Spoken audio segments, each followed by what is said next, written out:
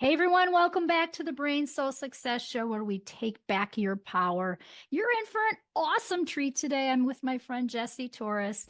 Jessie does pretty similar work, but different. Oh my gosh, you guys are in such a great place right now. For the last 18 years, she's been a peak performance coach and a life strategist.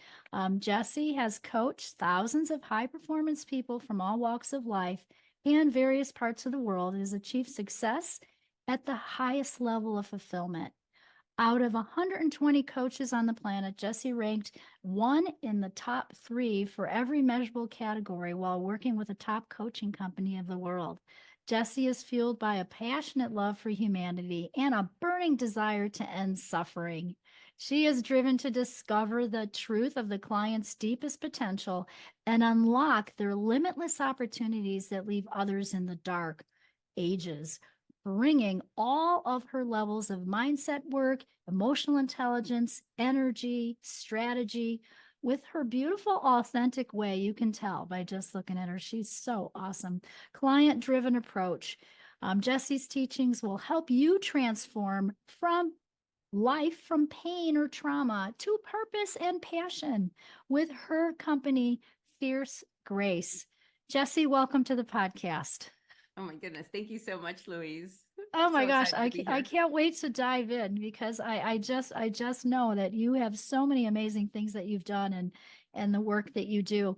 Tell us what the common myth is about trauma. Yeah, I think people don't understand. I mean, that like everybody's in trauma after COVID, right? Right. Well, here's the thing. Trauma is, from my perspective, is whatever the child made meaning of in the moment of an experience, right? Oftentimes people think trauma has to be either a blunt pain or a big rape or something gigantic, but it's Mhm. really in our human experience, we go through things, right? A child, you know, goes to the grocery store with their mom and plays in the aisle, and mom goes to the end of the aisle to grab something. She can see him, but he can't see her. He lifts up his head and he's like screaming, "Mom!" And she's like, "I'm right here." In that moment, he anchored abandonment, or I could be left behind. So Right. now the next day he's more clingy with mom and doesn't want her to go to the store without him. And and now he's 35 and he wonders why he holds on to girlfriends and is insecure and jealous, and because he's afraid he doesn't know he has this abandonment wound. Hmm. And so it's a traumatized moment, right? That the child made a meaning. And from that, now it kind of escalates into the rest of their lives. And sometimes people don't realize it. Trauma Right. can be many things. Yeah, it can be many things. What would you say? So abandonment is one trauma. What's another trauma that you work with that you Um, see a lot? well, gosh, not enough is the big one. Either Okay. we're not enough and we won't be loved, right? Mm-hmm. So abandonment, rejection, Mm-hmm. not deserving, you know, Mm-hmm. let's not even go down the money road of, scarcity and, Uh-huh. and just always feeling like there's loss, grief, you know, there's so many. Yes. Yes. And Shame is a big one. how do you find them for people? When you're working with people, how do you discover those traumas that they have? That's a great question. I was actually talking to my daughter about this. There's a unique way that I listen between the words, because oftentimes people think that it's the story, Mm-hmm. but I'm seeing the emotional attachment or what the character trait that was guarded. Now I am this thing. Like for me, from my personal experience, my father abusing me, I immediately anchored, I'm dirty now, and no one's ever going to love me. You know what I mean? Because of Mm-hmm. what happened. And so I'm able to see in clients when they're telling me their story of everything that happened. And I usually start with, where is the limitation today? What's happening in Okay. your world where you're thinking, "Oh, I'm afraid of public speaking, and or I can't stand up to my boss, or I don't know how to communicate with my husband," or whatever it is. And Mm-hmm. we start there, and then I trace back. Okay, so tell me about, and if it's a problem, let's say with their spouse, so tell me, what was your relationship with your mom and dad? Like, share with me, what was your relationship with your dad? And so Mm-hmm. things start to open up and unveil in those moments, and I'm able to connect the thread of the limitation today to Mm-hmm. the point where trauma was created, and Mm-hmm. how we can unravel it. And again, oftentimes people don't see it. They don't know to know. Yeah, what we don't know, we don't know. Yeah. Right? Yeah. Right. So you're connecting it to something of a truth that's happening now from the Hmm. past. Yeah. Yeah. If you're coming to me for Mm-hmm. support, right? It's because something is not right in your life. Maybe you've done great things, you've accomplished great things, but you know there's another level for you and you're not reaching it. Or Right. there's some sort of fear that's in the way that's stopping you. Or, Yes. you know, you become complacent or bored or stagnant, you know, and there's something else. And you're afraid even to dream bigger because, well, life is good. And then those questions, what's wrong with me, start to happen, you Yes. know? And yes. And those questions of what's wrong with me, um, where does that stem from, do you think? Well, I know personally, because that used to be my primary question, Okay. right? It's just like, Okay. what's wrong with me? It's Uh-huh. like, I can never get it right because I already adopted that I'm no good. So now Mhm. I'm looking through those lenses, right? If we wear green colored lenses, we'll see the world as green. When my lenses were, I'm not good enough to even, I'm like barely skipping through life because I'm just this thing that is not worthy of life because I'm gross and icky, right? So now I see the world with, and anytime I made a mistake or anytime something negative happened in my life, I immediately went to what's wrong with me? Why can't I figure this out? Or why can't I hit the goal? Or why did I Mhm. not get a good grade? Or why did I, you know, screw up, you know, my marriage? Or why did am I going to be a good parent? So it's always what's wrong with me. And so it stems from that complete unworthiness. The complete unworthiness. I see Yeah. that as a core issue for a lot of people. You clearly have been through some challenges and have come through them. Hmm. So like this is the Brain Soul Success Show. So I always ask people, Jesse, give us an example of when you had to move through something difficult in your life and how it affected your brain power, maybe even your spirit, your soul. Yeah. Yeah. Well, it's a matter of choosing which story. Um, um, you know, Whatever. I would say when um, so my first 18 years with my father, I had abuse. And then I met a gentleman who at that point saw what was happening and called it out. And so I had tried to tell my mom when I was 16 and it was ignored. And so now 2 more years, I went through this until he walked into my life and he said, "What's up with your dad?" You know? And I'm like, "What do you Hmm. mean?" He's Hmm. like, "Well," I said, "He's mad because you brought me home late." And he's like, "No." He's like, "That was not an angry father. That was a jealous man." And when he Oh. said that, it opened Pandora's box for me. And I started Mhm. just telling him probably more than he needed to hear. But in that moment, when he still loved me, I thought, well, wow, you love me with all this dirty? Like, I can't believe it. And I fell madly in love. Right. So what I Mhm. didn't know is that we had both, he came from a very abusive background as well. And so what I didn't know, I was 18, you know, he's 21. We're like, we'll have the white picket fence, the dog and the kids, you know, All and we're going to right. do it differently. Right. You know, Hmm. he said cause his mother was a raging alcoholic. He's like, my kids will never see me drink. And I said, and my kids will never be molested. And we thought we fixed it. Right. So now we enter this marriage in these heightened emotional states. And he Hmm. only knew how to communicate with his mother through rage. You know, my dad, I felt rage with him. It wasn't the same, but it was definitely familiar. So I just thought it Hmm. was normal. And so I think that was one of the biggest ones is coming through getting to a place in after 18 and a half years of complete apathy and just wishing somebody would blow the red light so I could be done because I wouldn't Yes. take my own life because of my kids. You know, they're really the only reasons I'm here. I would say that, and even before that, my older brother was murdered.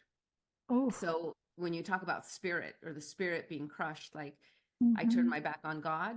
I flipped God off. I said Hmm. I was raised Catholic, and I was just like, you know, I don't even know if you exist. And if you do, I hate you for taking my brother. You know, that's Oh, kind of where I sure. was. So Yeah. my spirit was crushed. You know, Hmm. it wasn't until I saw my brother and he showed me, he just did this with his hand and I just saw white and it would look like other people, but it's hard, you know, because am I really seeing it or am I seeing it, you know? But what I felt, I heard him say, just everything is as it's supposed to be. Mm. And I didn't know what it meant, but it brought me calm that he was okay. And then it's been a culmination of building back, you know, my faith and my conviction to understand that I believe everything is in divine order. And Mhm. last year, I lost my little brother. So almost to the Oh, day, 30 years gosh. apart, um, lost both my brothers. So in this instance, Mm. I dug deeper in my faith. I dug deeper in my spirit, and I wasn't going to give that up. I trust the design, and I don't like it. It was, Mhm. I thought I had seen my darkest days. So it was kind of like an uppercut for sure. But Mhm. what I found is, and what I'm committed to doing and helping others with, is finding the light in the darkest moment. That in the Oh, moment of profound beautiful. sorrow, I could still see the beauty all around me. All around you. Do Mhm. you believe there's a pattern there? Like, I believe that sometimes I believe in working with ancestral programs too. Like, I Love it. clear ancestral wounds.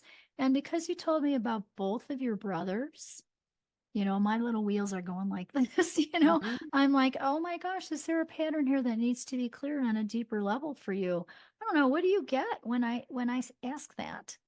I absolutely believe it's true. I Yeah. believe that from the perspective of what I believe for me, I'm Hmm. here to break the chain. There's a family lineage that Yes. needs to stop, Yes. and a lot of it, honestly, is around sexual abuse, Hmm. um, and the dynamics. But underneath that, because that's behavior, underneath that is the shame people live with, Yes. right? And shame begets shame, and it lives in secrecy, and the more secret it is, the more it festers, and the more you feel that unworthiness, the more you Mhm. behave outright. It's like, I'm already this piece of crap, so I'm just going to go ahead and be that, you know what I mean? Because nobody Yes. will ever see, because they don't see their beauty, so they don't believe anybody will. And so it perpetuates things like alcoholism, or sexual abuse, or physical Mhm. abuse. So Mhm. that is the core. And to me, shame is a cosmic joke, something we made up to keep us small. And it's Ah, just like, if we look through the lenses of God, like, who is that judge? Who is that ultimate judge that says you are something to be ashamed of? Who made the rules? Right? that's So it's not just, godly to me, or that's not of soul or spirit. no, it No. isn't. That's what I mean. It's a human thing we've created. And when you feel Hmm. shame, when I felt shame over who now I was because of what happened to me with my dad, like, wait, dad behaved, I made the story up. Hmm. So, and based on what? Based on who? A society that would look at me now as dirty or damaged goods? Like, where did I write that script? Where do Hmm. we write that script? Like, who is that big boss at the top that says, yeah, ooh, you're a mess? It's just It's not so. you. It's you. It We is. say that to ourselves. So, Absolutely. because you could think of twins, right? There'd be twins who are raised in the same household, and so they have the same kind of experience, same environment, all of that. And yet one's perception is, they have the rosy glasses on, and so they can see the God spirit in that, and so they don't take it that way. Mhm. Not I'm not saying that about sexual abuse. I'm saying this about just a small thing. Let's just say how Right. they're taking it. And then the other twin is taking it differently. So it's all perception, right? Completely. And I believe that those emotions get stuck in the spaces of the brain. So the emotion of shame, the emotion of abandonment, the emotion of overwhelm, frustration, unworthiness, whatever it is, gets stuck, and it creates a little cellular memory bump in the brain. And Completely. then we have, because they've done work with this. So that's Dr. Hamer's work. And then you got to clear it out. Yeah. Right. And so that's what Absolutely. you worked on. So how did you really overcome this? Because that's, a lot, there's a lot of little, loss trauma, sexual abuse trauma, abandonment. I mean, a lot of, how did you help yourself, Jessie? Well, when I was in my marriage, like I said, it was a place of apathy. So I didn't see a way out.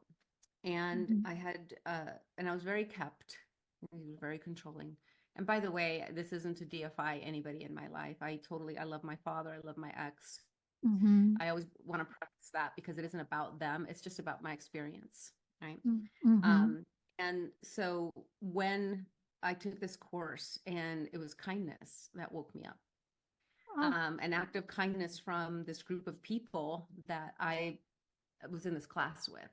And I didn't know, right? My dad said, people, they want to take advantage of you, so don't trust anybody. And my husband at the time said, people want to break up a good marriage, so please don't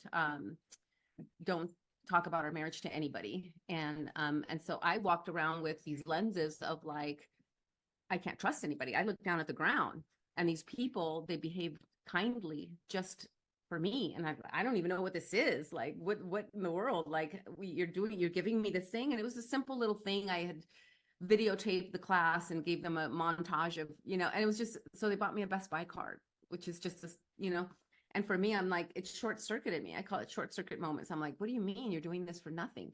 I didn't even know to call it kindness. What I knew is that when I was in that class, I was alive. Like whatever spark was left in me, I came alive in that moment. And it gave me the courage to leave my marriage, because I knew there I felt alive. At home, I felt dead. Okay. And from that, it was very tumultuous. My ex was very angry. He started making death threats to my boss, my teacher. It was really bad. So you ask, how did I get here?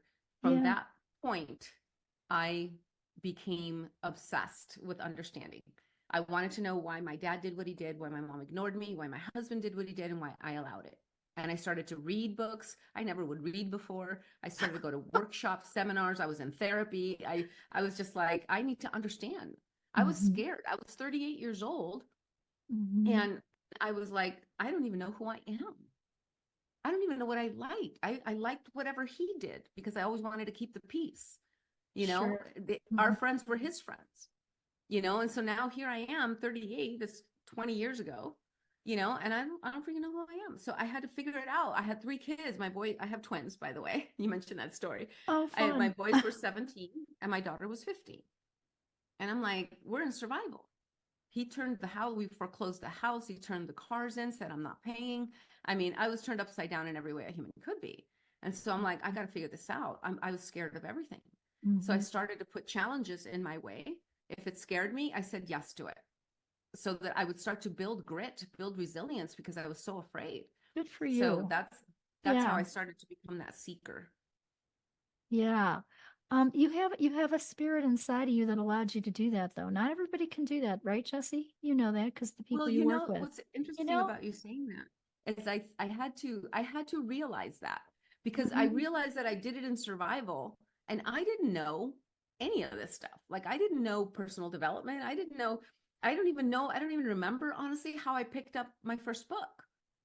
It was The Unmistakable Touch of Grace by Cheryl Richardson. The first book I read, and it popped another short circuit moment, because I was like reading something, and it was something about just having a different belief system. I'm like, what do you mean? Like, again, I didn't know that it could be different than what my mind and what I thought in that moment. I didn't know to address that stuff. So I Right. love authors because of that. You know what I mean? But I became just like obsessed. I wanted to understand the human experience. Why do we put limitations on ourselves? Why do we go through a time where we don't see a way out, so much so that we're praying somebody to blow the red light? That's hurtful. That's the suffering that's out there right now. It just breaks my heart. And I'm like, no, if I can come from that place, the depth of my own darkness, to this place where I am more convicted than anything to help serve humanity, then so can you. And we need you. Absolutely. Absolutely. And you did it. I mean, so, you know, there is a misunderstanding though about difficult times, right? People stay in what I call sort of the victim mode, right? They're going to stay here when there really are like about 4 levels, and you can keep climbing them and reach to more empowerment, where you know that you can change your world and change your life, but you got to have the tools to do it, you Yeah, know? But, absolutely. and so once you have those tools, but what is that misunderstanding about going through a difficult time? You're kind of explaining it here. Yeah, well, I think that Yeah. oftentimes, and at least for me, again, I'll use myself as an example, I didn't feel I had anybody to talk to. I was already living in, brought shame from my father, shame into my marriage. So now I'm ashamed. I'm failing at my marriage. I'm failing. It's not working. I didn't want to tell anybody. And he made it also to where it was scary for me to talk to anybody. I didn't really have any friends. And so I'm like, I don't see a way out. I just kept my mouth shut. And that's where we start to create that I'm alone. I'm alone, and nobody Mm-hmm. will understand what I'm going through. And Mm-hmm. that's one of the things in my guide, the 10-step guide, is just speak. speak about it. Speak. Speak about it. You Mhm. beautifully are worth it. You are a divine being, and that's again, when we don't own that, we don't believe we're worthy of anything different. There Mhm. was one moment after I said I wanted a divorce that, like I said, he was making death threats. And the sheriff department called me at work and said, we need you to ID this gentleman. He had gotten a friend of his to leave a threatening voicemail on my teacher's voicemail. And he said, we need you to ID this guy, and I was terrified. I was like, if he found out, are you crazy? My ex was at LAPD. He had retired. He's now a special agent at Amtrak. He carried a gun. I'm like, I don't even know what he's capable of right now because he's doing things I would have never imagined. And they're Oh. like, but ma'am, if you don't help us, we can't protect you. And so I was petrified, and I went to the parking lot of the community college and met the police officers there. And Mhm. in that, I was sitting in the back of the police car, and I have no idea what look I had on my face, but the police officer opened the door on the other side, and he looked in, and all he said to me was, you don't have to live this way. And again, another short circuit moment. I'm like, what do you mean? I don't know Mhm. anything different. Like, what do you mean I don't have to live this way? I don't have a choice, is how I felt. Right. That's how you felt. So, Mhm. yeah, so that's what I want to get across, is that no matter what your situation, if it feels bleak, if it feels like there's no one you can talk to, if it feels like no one will understand, you're Mhm. wrong. There are many, many, many people that want to help, just like us, right? There are many people Mhm. that can see your situation and give you tips on helping you take one step at a time. But what's beautiful, Mhm. and I really hope your audience will see, is that we are love innately. We are, as human beings, we're love innately. We do Yes. want to help. When your world, if you're in a domestic violence situation or whatever, it feels like that's what the world is filled with. Why? Because that's your environment. But there are people like us who unapologetically want to help. And so Mhm. know that they're out there. And I don't know if it's your freaking bag lady at the grocery store, who's bagging your groceries. It could be Yes. the lady at the post office. It could be the Starbucks lady. There's people that will support you. You are valued and you matter enough to Mhm. talk about it, Yes. and Yes. trust that you will get help and keep Trust that going you will get help. That's a big one, right? Because people don't trust that they're going to get help when you're in that kind of space. When completely. you're so desperate and you're struggling so much, it's hard to get back the trust and the faith. And Even clearly you I did, at one so you did somehow. And that's the story, really. That's the transformation because you're helping people with this now, but you had to overcome it yourself. Absolutely. Absolutely. And one of the things I tell people, because there's a lot of coaches now that say, your past doesn't equal your future. And I say, well, absolutely it does. The problem is we're not taught to seek the beauty. So Mhm. as a child, I, would build traps to warn me when my dad was coming into my room. Right. And it didn't often stop him, but somehow it made me feel better. And I could see that as sad, how Mhm. awful that a little girl had to build traps, because that's true.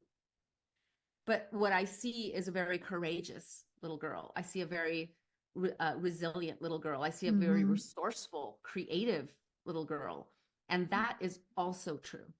Right. This one brings me sadness. This one hurts me. It makes me feel sorry, for that little girl. And it makes me angry, right? Mhm. This one allows me to see the power it gave me because that little girl was brave enough to go through Mhm. that, because Mhm. that's also true. And like I say, Yes. if we don't look for the gift in our darkest moments, we will only remember the pain, but we're not taught. We're not taught how to do that. So how do you teach people how to look for the gift in those darkest moments? It's initially it's tough because some people will say to me, Jessie, I got raped by, at school. I coach so many people, like gang raped or whatever. How do you expect me to find the gift? And the Mm. gift being who you are today, right? If you are with me, if you're working with me, you are Mhm. to me a hero. Like when people share with me their biggest traumas, all Mhm. I see is this beautiful, freaking courageous, powerful person standing in front of me because you're Yes. still flipping here. And you're probably still nice and you probably still say thank you to the Starbucks lady. And you're here seeking to be better, to be the best version of you, to get rid of. So I'm like, I love you. But who you are right now, Mhm. be the way you are without that. I'm not saying it was okay. I'm not saying it was okay, Mm-hmm. right? Forgiveness is not saying that what happened was okay, but it happened. Mm-hmm. And as Byron Katie, amazing author, she says, when you argue with reality, you lose 100% of the time. And if Uh-huh. you walk around saying that shouldn't have happened, well, it should have because it did. It did. Yes. Yeah. Right. So now that that's the reality, I can either see how sad it is for that little girl and stay in my victim story, to your point, right? I Mm-hmm. can see because she was victimized, true. But there's also this other part. And here's the thing. I didn't know that as a little girl, I was building resilience, courage, bravery, creativity, right? Exactly. And I say always, if God could whisper, hey, Jessie, I know this really sucks right now, but if you knew what I know is coming, you would understand why I need you to build courage right now. You would Mm-hmm. understand why I need you to build resilience. I didn't know I was going to need resourcefulness when my marriage turned upside down and I was left pretty much trying to figure out where my kids and I were going to live. You know, I didn't know that I needed creativity. I didn't know that I was going to need bravery, but Mm-hmm. Spirit did, right? And so that's why I look at all of it and I'm able to help people see those pieces so Mm-hmm. that they can come back. Because if you're still in angst or you're still angry or you're still sad and you're saying that is wrong, it shouldn't have happened, you're in an argument. And in Mm-hmm. that argument, right, you're arguing with that it did. And I'm not saying it was okay, but we got to look for the gift. Otherwise, you're going to stay in suffering, Right. right? You've got to find the gift in it. Yeah, I mean, I always believe that that's the challenge. I mean, when I get to a place in my life now where even there's just a little speed bump, I Mhm. celebrate Yeah, because I know I'm growing. absolutely. And when I We don't stop build bigger growing, muscles then without the then everything's resistance. boring. I can't do that. I'm not going to do that. Well, and it's just not life. It's not reality. Right, We're you going to have know? challenges. I always say if you had like a contract with God before you came here, right? And you said, you know what, I Yes. I I want to understand and know forgiveness. And God's like, okay, cool, but you're going to need something to forgive. So then my dad raised his hand and said, I'll be that for you. And I'm like, oh, wow, you're going to do that for me? Yeah. But here's the thing, I'm going to do it so good that I need you to remember how bright my light is. Because in that moment, I'm going to forget. Hmm. And it's just like, oh, okay. And then my ex raised his hand. I'll help you find forgiveness, right? It's the polarity of life. It's the It yin, the yang. We truly have to have is. dark to know light. And so Yes. challenges, we asked for them. We scripted them because here's the thing. Hmm. If you go to the gym and you only lift 10 pounds, your muscles aren't going to grow to that capacity. It can't go beyond that until you put more resistance. Hmm. So that's life. The expansion, the evolution of the spirit is to have these challenges. The question is who are you going to be when they come? Exactly. How will How are you you going to behave? navigate that? Yeah. Exactly. Who are you going to be when they come? What is your choice? You can choose to reframe anything, but it's Yep. choice. And it's At having that moment. tools, it's knowing how to do that or having a coach or a mentor, someone to help you, through Absolutely. that time. Like you said, reaching out for help. You don't even realize how many people are there to help. You could be Hmm. standing in line at the grocery store and talking to the person next to you, and they're there to help you. Well, and there's so much beauty to inviting that in because here's the thing, vulnerability is terrifying for people. Right? And I get it. I Mhm. looked it up in the dictionary. The actual definition is horrible. So no wonder nobody wants to be vulnerable. But I see vulnerability as a superpower because what it does is Yes, allows us to speak soul to soul, absolutely. right? Because everybody is going through their thing. We all have Yes. our story. We all have our thing. And when you open up and share with me, I'm like, oh, I can show up in compassion even in these moments when you talk about challenges, or even when I could, the person that murdered my brother last year, my immediate question was, what went on in your life? He's 32 years old. I'm like, what happened Oof. in your world that made you believe it was okay to take someone's life? What trauma have you been through?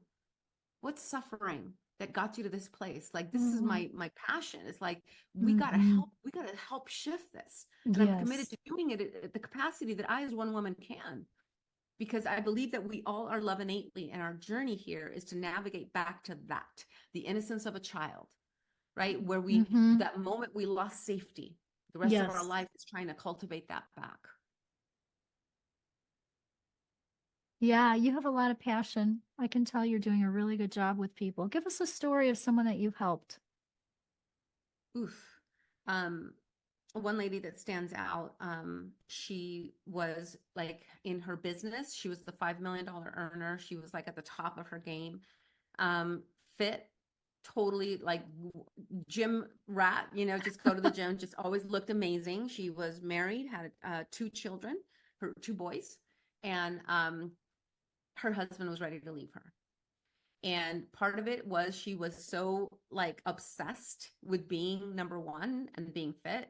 She was on her phone 24/7. If she was at the soccer game, she was still on her phone. She wasn't present. And she was in this depression. Why?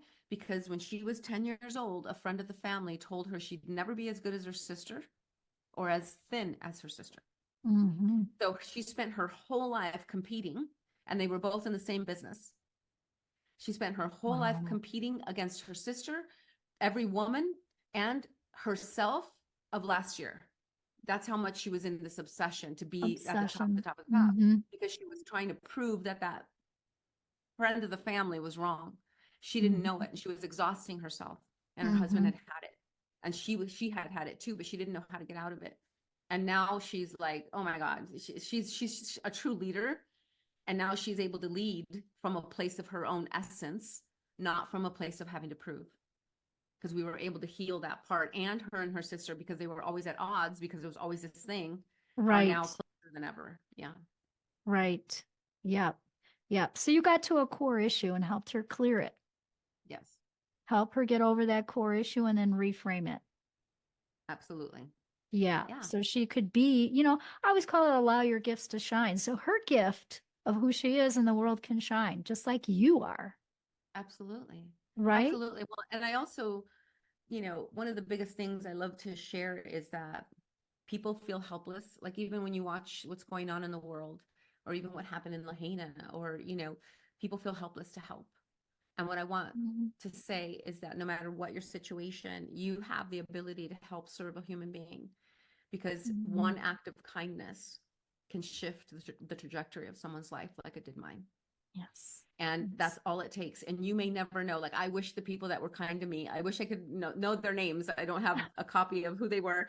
Uh-huh. But someday they'll hear me on a podcast, I hope, and know that they short-circuited me that day when they were kind to me. So the power of kindness, and that Mhm. you don't know what chaos people are going through, and that your Yes. ability to be kind can save somebody's life. So we are not helpless. Your voice matters. No matter what ditch you're in, no matter how much shame you carry, you still Mhm. have the ability to serve somebody. And when you do, Mhm. it lights you up. That beautiful universal law of reciprocity. If you're feeling down or sad, go Mhm. volunteer. Go help somebody. Go Yes. carry Yes. Be somebody's in groceries. service. Absolutely. That's very wise. I totally agree with you. I mean, we really do need to get back to kind of like everything you learned in kindergarten is what you want Mm-hmm. to apply in your life, Well, right? that's the innocence, right? Coming Yeah, back to that's that the innocence innocence, that's the of a child. kindness, that's the opening the door for your friend, that's getting along with people in class, even if you don't know them, don't like them necessarily. They teach you how to do that, right? Um, Mm-hmm. to really, put yourself aside and look at others, Yeah, absolutely. and Absolutely. be We in need each other. service. That's the highest wealth you can have. Yes. Well, Is when it comes to wealth, I know that if you chase money, you will always chase money. yeah, And it's not wealth follows service. When you show up yes. in service, wealth will find you. It's just the law. It is the law. It's the law of nature. Hmm. Like you have always been in service, and that's always served me well. But I love people and I love being with you today. Tell us about Fierce Grace. So that's your company. Tell us a little bit Yes. about that. So fierce grace is alchemizing your pain. So alchemizing your pain into beauty, into passion, purpose, and impact. And the outcome being is that when we help ourselves, when we become sovereign, when we fall in love with this beautiful part, instead of embracing the victim, right? And society is constantly telling us to stay in victim. So you have to be careful. It's very seductive, right? Because we have cause. Look what happened to me, right? So when you can fall in love with you see humanity through a different set of lenses, right? Because if Yes. there's any judgment, it's a judgment here because we're all part of the whole. So the outcome is to get you filled with passion, filled with purpose, and then turn it over and help serve others because that lights us up. Anybody that believes they have to lone wolf it, you don't. You don't. Every single human being that you look up to had somebody in their corner that believed in them, had someone Mhm. say, you Mhm. got this, or just a word that Mhm. helped them keep going. We need each other. So fierce grace is alchemizing that pain. Where is your limitation today? How can we do it? We go back and we reset the timeline. We Mhm. reset the timeline with what is also true. Like I always say, I'm going to help you see the unseen so you never unsee it. Because when you see the Mhm. beauty and the magnificence of you, the you Mhm. that went Mhm. through all the stuff, you can't unsee it. So it short circuits the brain. And now it's harder to go back to the default setting of unworthiness because you've been witness to your divinity. So Yeah, fierce grace it's is helping you spiritual, isn't alchemize it? that. It's Oh, very yeah. much spiritual, very, very much spiritual. What percent would you say you're working spiritually with people? What percent? Well, to me, I'm always doing it. You know what I mean? I'm Okay. always doing it. But there is the practicality because we are here as descended masters, right? So Mm-hmm. in our physical world, we have to take application. We have to create consistency because it's a spirit working with a human. The human hits its knee on the wall, it hurts, right? Mm-hmm. So when someone treats us unkind and we go into unworthiness, spirit's like, I don't know what this fear and doubt thing you're doing is because I see your beauty, but I'm gonna go hang out until you call me because you're doing this human thing, right? Right. So yeah, for me, it's always a spirit thing, just bringing spirit to the forefront and helping the human take a back seat versus the other way around. In our human Okay. experience, our human is experiencing pain, abandonment, all Mm-hmm. these things. And spirit always knows your divinity, always knows your magnificence, but we're having this human experience. So in those moments where you feel Mm-hmm. like, I can't do this anymore, life's too hard, and you just want to take it down, spirit goes, nope, we got lots to do. So get back up, and then takes a back seat. So you ever wonder, like when people get through something, they're like, how'd you get through it? Well, I don't know. I just had to do it because the child was going to get hurt. I'm like, okay, guess what? Spirit took over and human set a back seat, like the stay-at-home mom that lifts a Volkswagen off a child. How'd she do that? Right. If she went to the cognition, she'd be like, well, that car's too heavy. I can't help that child. But Mm-hmm. her heart, that spirit called out and said, oh my God, that child. And then they're like, did you know you just lifted a car? And she's like, I don't know. How's that child? Right? That's what Yes. has you do the impossible, the unmentionable. So the outcome of this journey is to switch drivers. We're still going to Yeah, human. switch drivers. Yeah, see, I mean, that's why I call this brain soul, because I very much believe, like you do, Jesse, that, our spirit is incredibly strong and it's getting back to 100% your soul truth, that worthiness within you, your authentic self that will help pull you forward in life and give you the resilience to get through the struggles and the bumps in the road, because you're going to have Absolutely. them. They're there for a reason, like you said earlier, to learn, right? Absolutely. To Mm-hmm. learn forgiveness, to And learn everything about you resilience. is divinely made with precision. You're Hmm. up, you're down, you're silly, you're crazy, you're moody, you're passionate, all of it. Like God made you this way on purpose. Yes. If you believe Yes. that, you'd fall in love and stop trying to be a lousy version of somebody else.